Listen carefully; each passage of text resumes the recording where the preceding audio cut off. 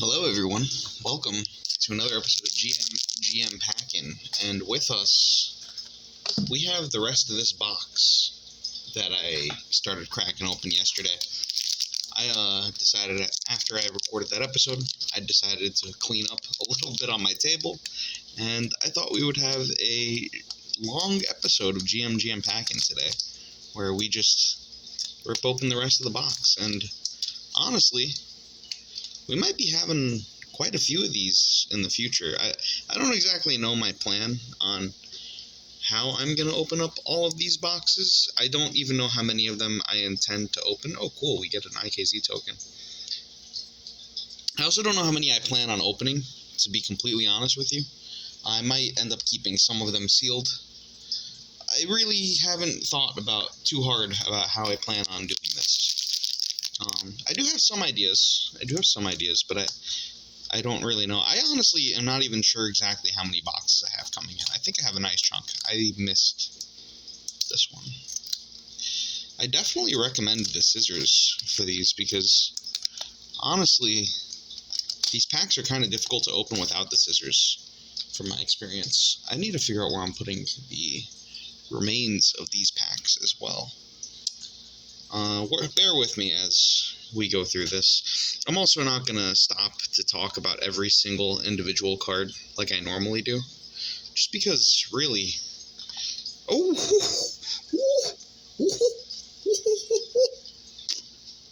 Wow!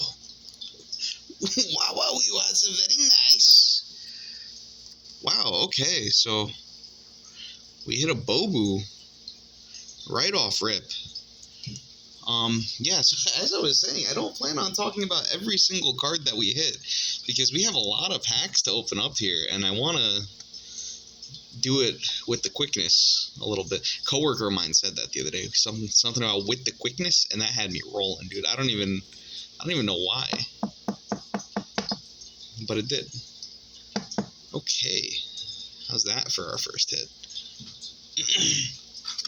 Alt-Art Leader, right off rip. Very nice.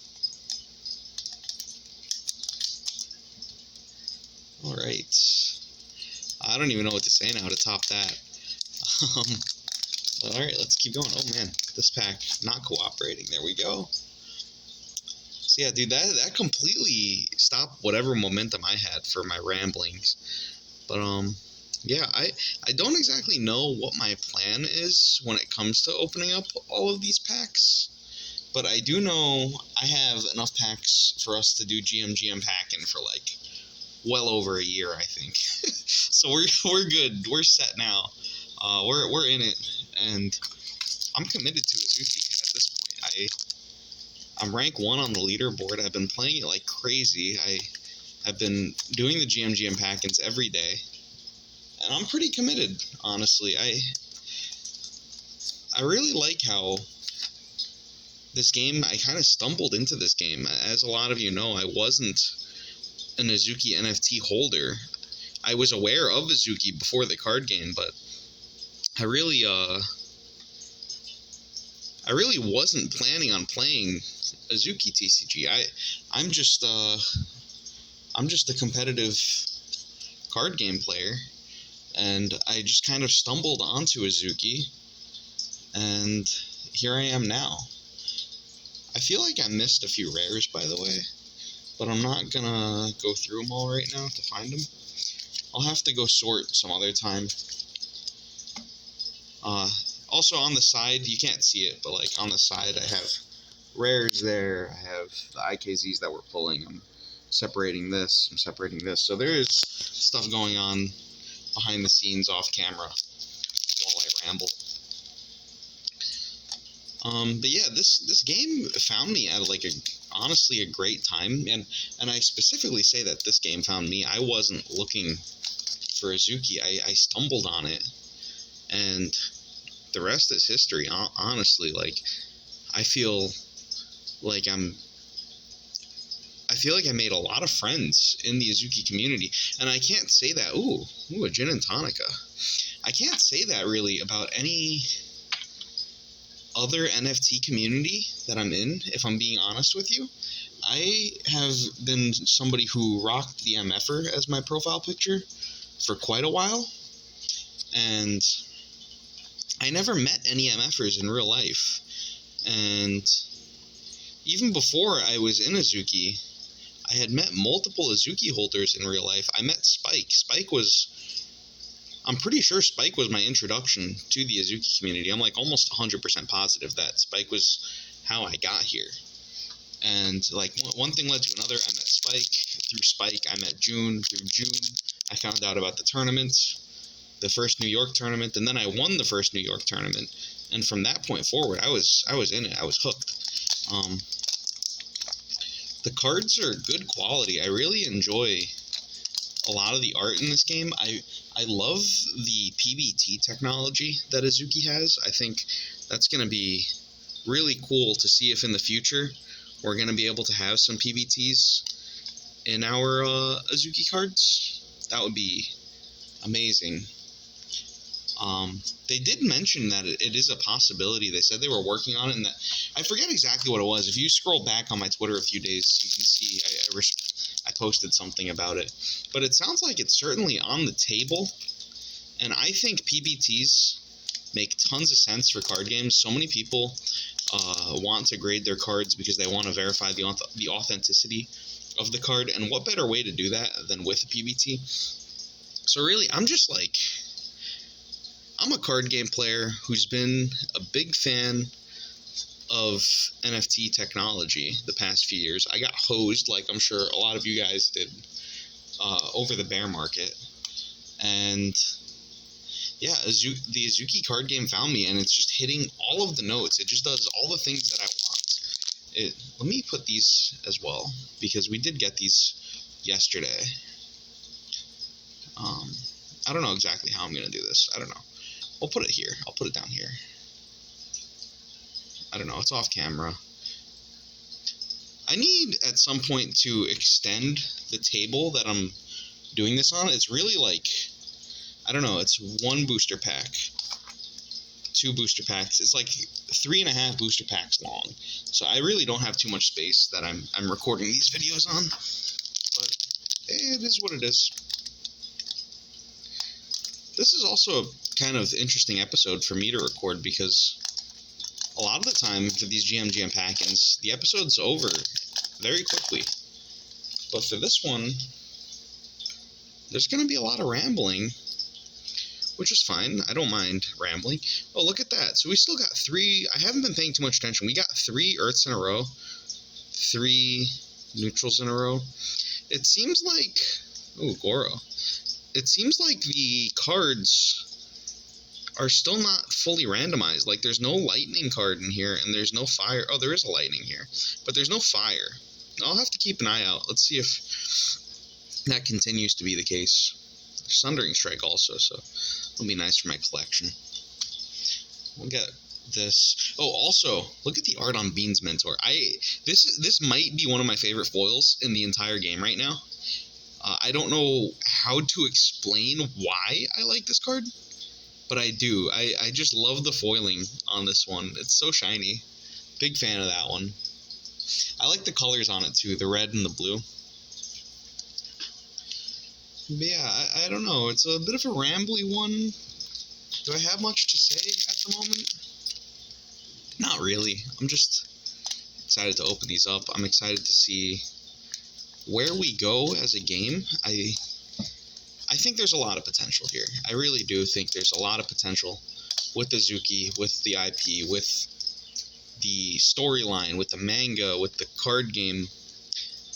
And I've just been, since I started playing the card game, Pico, I've been looking more and more into just like some of the other stuff that Azuki does. Like, I've always been aware that like Azuki's thing is like dope shit only, but I really didn't know too much about what the dope shit they were doing was.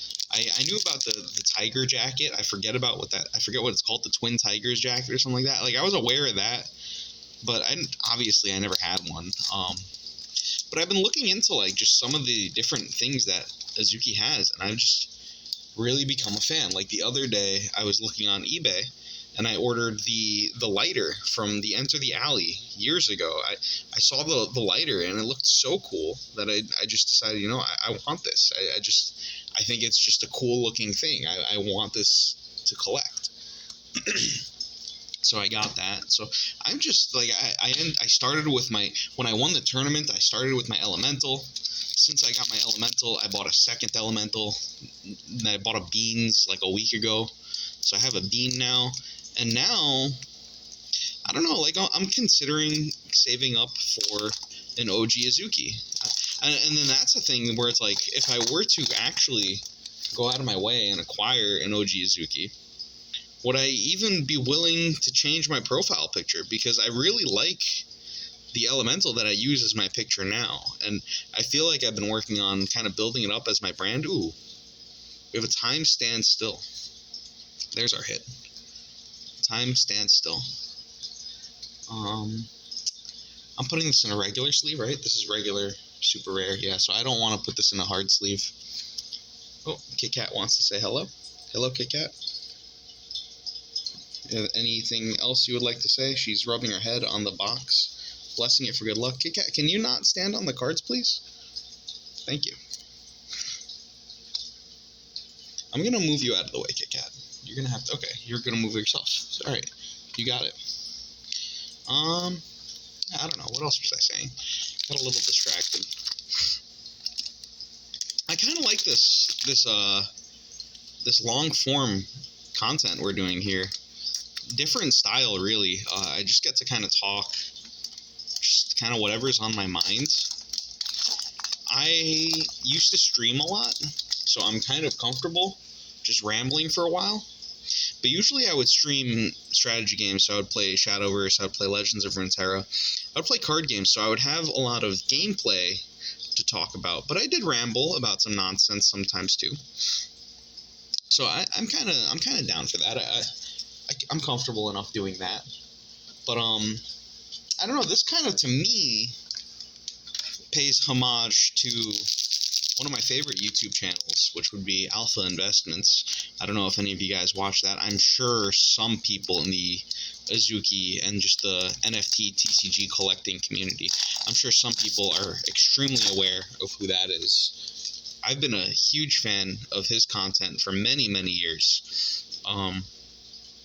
I wish I bought a lot of boxes from him over the years. I definitely didn't. But, Rushfire Gate. The Rushfire Gate. I was missing this. I can finally finish my deck, bro. What? Oh, man. Oh, man. That's awesome. I got a big smile on my face. I've been hunting for that one. I think I might be more excited for this card than any of the other cards that I'm going to pull. That's awesome, dude. I mean, the Bobu was exciting, too. I did really enjoy the Bobu, but something about the Rushfire Gate, man, it's not even that rare. But something about it, I got a huge smile on my face. You guys can't even see it, because I don't have the camera point to my ugly mug. You guys don't need to be put through that. But yeah, so Alpha Investments used to make tons of videos ripping packs, and to be honest, the ones where he ripped packs were the ones that I didn't watch back in the day, but got a lot of life lessons from him. Just listening to his content over the years. Just, I don't know, one thing that he's always said... Oh, is this our first Stillstone? Let's separate that one. Is that actually our first Stillstone? Was it short printed like that? Anyway, what was I saying? But he used to, one thing he would say in a lot of his videos is to stay the course. And the course for me, I suppose, has always been I'm a competitive card game player. And I played different games on and off many, many years, over many, many years, and none of them ever really... I never got to use them to get where I wanted to be. I don't know exactly how to word that, other than just by saying that. But one thing I would say, about Azuki TCG is, and maybe I'm just being exceptionally optimistic, but I feel like Azuki TCG has the potential to potentially get me to where I want to be, whatever that means. It's arbitrary, right? Like, I don't even really know what that means, because who knows where they really want to be, right? Like, that's such an odd idea. But one thing I'll say, when I go to all these Azuki tournaments and I play and I meet people in real life and I play with people on the Discord, they say that you should never be the smartest person in the room, and they say that you should not be the wealthiest person in the room and all that jazz. And let me tell you, when I go to these Azuki things, I am not the smartest person at all. I just play card games. I like so many of these people that I meet, and obviously I don't know what their lives are. I just look at them and I kind of get whatever perspective I have of them. Like I don't actually know what their lives are like, but I feel like I'm in the right room when I play a lot of things in Azuki, and I can't put that into words enough. Like, I really feel like there's something special. I feel like Azuki was almost like, in some ways, I feel like the card game was made for me, because the craziest thing about Azuki is, like, I work in a flower shop. I work in Superior Florist on 6th Avenue in Manhattan, and I've worked there most of my whole life, and it just happens to be around the corner. Literally around the corner. Ooh. We get a 0. Very nice. Mr. Zagabond himself right there. Yeah, it literally is just around the corner from my job. Which is like, what are the odds? That's the thing that I wonder the most. What are the odds that that Azuki headquarters just happens to be around the corner from my job? Like, of all the places they could have put it, it's literally within 2 minutes max. Like, it's probably less than 2 minutes away from the front doorstep of where I've been working my entire life. And that's where I go to play every single week. And it just feels so surreal that that's how it worked out. But that is how it worked out. And I'm the type of guy that I played card games so many years, and dude, I don't even know, like, I played card games for so many years, and because of that, I have a interesting relationship, I would say, with odds. Because you can play card games and you can calculate, oh, what are the odds he has this card? What are the odds he has that card? What are the odds that, if you played Hearthstone, like, what are the odds Knife Juggler kills my thing? What are the odds Knife Juggler kills their thing? What are the odds Ragnaros does what I need it to do? Odds are so strange. And I wonder, like, oh, what are the odds that Azuki was next to my job? And obviously, the odds must have been low, right? There's so many locations in the world. Even if you were to only consider that it's just New York City, there's still so many buildings in New York City for it to just happen to work out that way.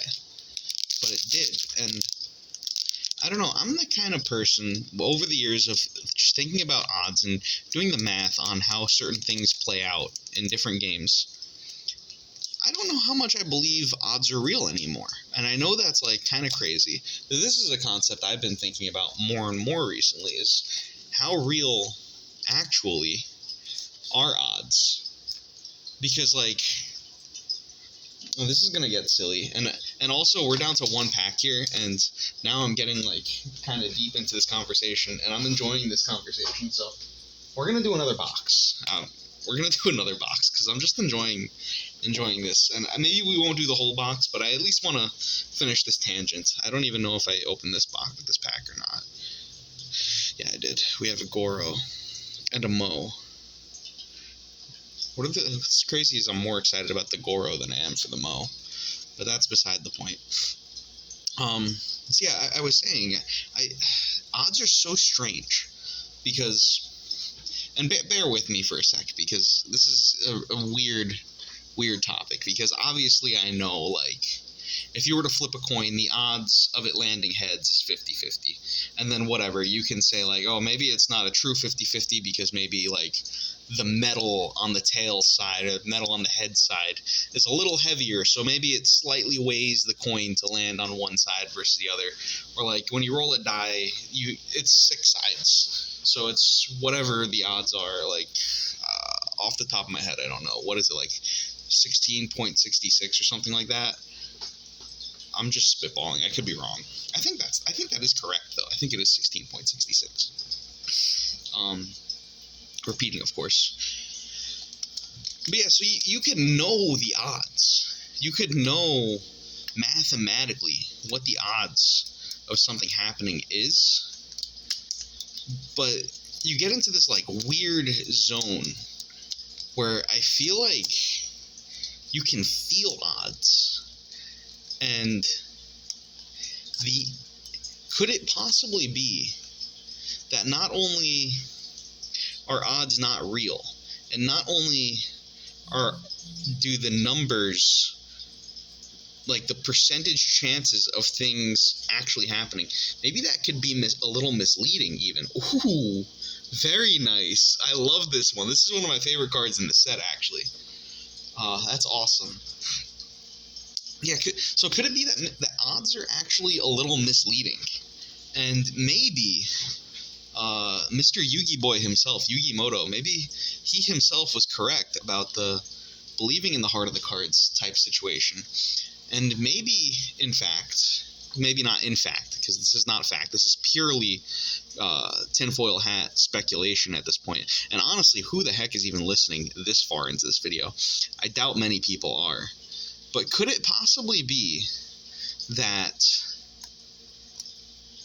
odds are fake, and what matters more than the actual statistical chance of something happening, maybe what matters more is the indomitable will of the human spirit? And could it be that humans are capable of manipulating odds by just wanting something? Wanting something to the root of their soul? Could that potentially impact the statistical probability of something happening? And this is something I think about a lot because, and I've thought about it, my stance on how I think about it has changed a lot over the years. But the more that I play card games and the more that I interact with some of these just chances of things happening, the more I wonder, could this actually be true? And, I don't know, what's the name of the book? Super System, by something Doyle, right? Is that his name? I forget the guy's name, but there's a very famous poker player, and he wrote a book called Super System. And in the book Super System, he talks about something which I also think is so fascinating. And obviously, like, how could we ever prove stuff like this? Like, these things get to such abstract concepts. But he talks about this idea that perhaps when you're playing a card game with somebody, let's say me and you, we get a tab. Let's say me and you are playing a game of poker against each other, and we're sitting on the table, sitting across from each other. We're both deep in focus. He makes the argument that he believes that it could be possible that humans possess some form of ESP. And he makes the argument that what if two people playing a card game across the table from each other, what if the more they focus on something, so let's say I have a pair of aces and you have whatever you have. Let's say I'm so focused on my pair of aces and I'm thinking so much about it that maybe I am sending a signal to the room using my brain, which is, your brain has it is an electronic device to some extent. There is electricity running through your body, and the body is a machine of some sort. Could it be possible that we're actually projecting a signal to the people at the table with us, explicitly telling them, I have this pair of cards in my hand. Because that's really something as simple as, oh, I have 2 aces. That's a very simple idea. Like, how would you, I don't know too much about programming, but, like, how would you be able to write a pair of aces in, like, binary code? Like, I feel like that wouldn't be so complicated. I really don't know. I'm not such an intelligent person. I don't know how a lot of these things work, but I don't know. This is just a strange thing. I think there could be some truth to it, because there have been times where I'm playing a card game and I'm not even playing at a table. I'll be playing online. I'll be playing Hearthstone on my computer or on my phone, or like whatever game I'm playing. And dude, just sometimes you just know. Sometimes you're just focused on the game and you just know what's in their hand. And I can't explain to you how, I can't tell you how you know, but I know you know. Does that make sense? I don't know if that makes sense, but man, there's something out, there's something. I think this world we live in is a little bit more, there's more to it than what we see on the surface. I'll tell you that much. I think there's way more than what we see on the surface. All that to say, card games are cool. This Gate of Echoing Waves is really cool. And I don't know what to say now after this long tangent, this talking about arbitrary concepts such as being able to manipulate the odds of things happening in real time and being able to pick up signals coming out of people's brains as though they're radio waves. I don't know what else to say. I don't think I have much of anything to top that. And how did I even get here? I was talking about Alpha Investments. I don't even think I even said much of anything about that YouTube channel. I just love that YouTube channel. I've been watching him for so many years, and he's been such an inspiration to my life. Oh, I know why. I was talking about staying the course. And yeah, I don't know, man. I don't know. This conversation has gone so far away from where I started. So I think we're gonna rip one more, and I think I'm gonna call it there. I think after this pack, we're gonna call it, because I really don't have too much else to add. Yeah, thank you all for, dude. If any of you actually watched this far into the video, thank you. First of all, I really appreciate you for supporting me a lot.